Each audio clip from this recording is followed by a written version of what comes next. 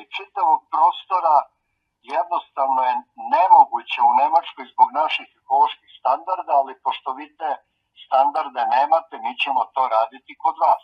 Sad, u prvim onim godinama promocije projekta bilo je ove priče o električnim automobilima, baterije za električne automobile, pominjala se zelena agenda, energetska tranzicija i tako dalje.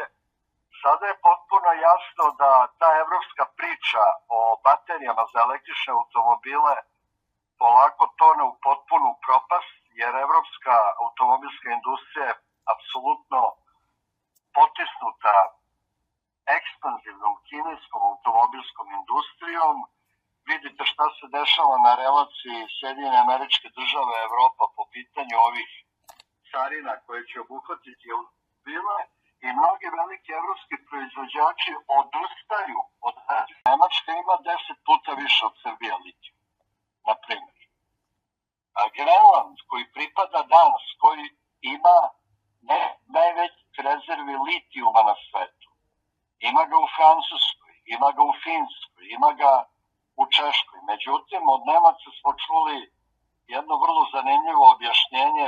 Ima neka njihova državna sekretarka, mislim da se zove Franciska Pratner, koja je rekla da tehnologija koja bi bila primenjena u dolini Jadra u Nemačkoj nije primenjiva zbog njihovih strogih ekoloških standarda.